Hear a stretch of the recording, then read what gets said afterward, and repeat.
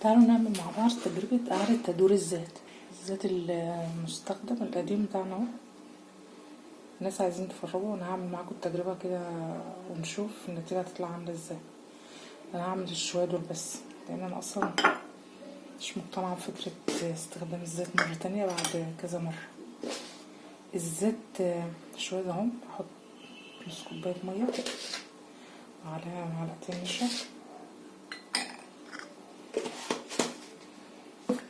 هنقلب.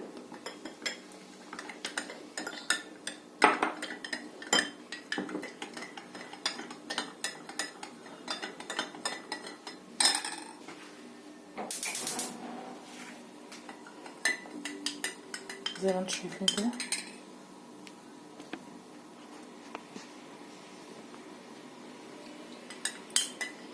معلقتين نشا على نص كوباية مية واحطهم على شوية الزيت اللي احنا هنعيد تدويرهم من اول وجديد، وهنقلب على البارد. الزيت بارد يا جماعة، محدش يحط النشا على المية والزيت سخن. واحطهم على النار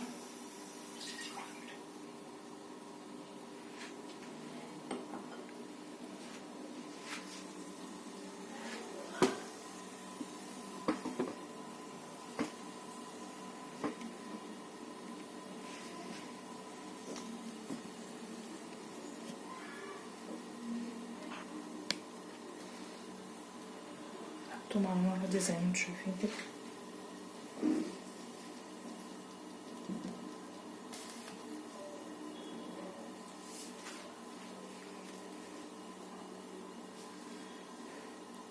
هسيبهم يغلوا وبعد كده هوريكم شكله عامل ازاي.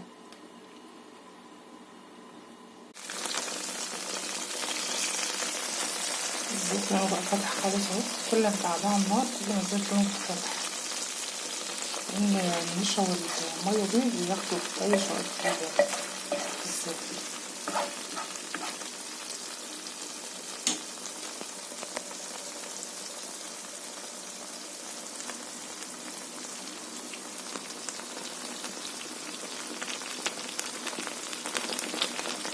شوية هصفيه واوريكم لونه هيبقى عامل ازاي.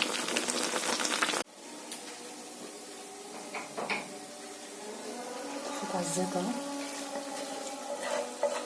هنصفيه بقى ونشوف لونه اتغير ولا لسه.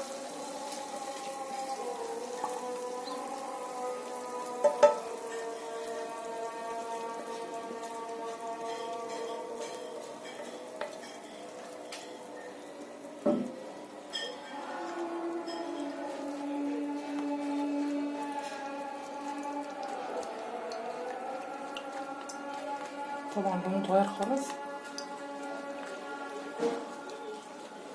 هصفيه كمان بمصفى تانية عشان لونه يوضح اكتر.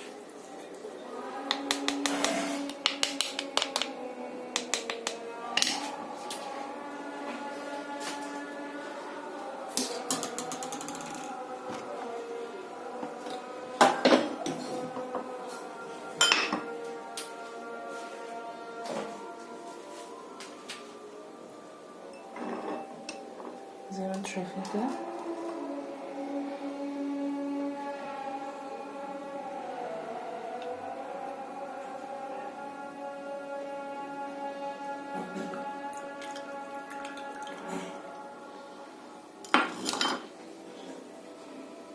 اللون اتغير شوية اهو.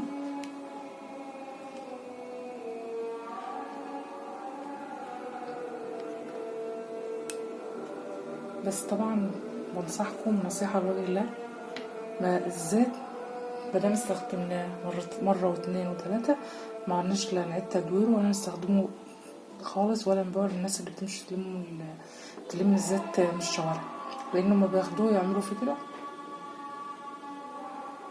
هو طبعا غامق شوية، يعني ممكن لو اتحط عليه نشا تاني دلوقتي وعملنا نفس العملية هيبيض شوية. فطبعا نصيحة مني ما نعملش كده خالص، ولا نعيد تدوير ولا اي حاجة، ولا نبيعه لاي حد، في البلاعة ويرمي على طول.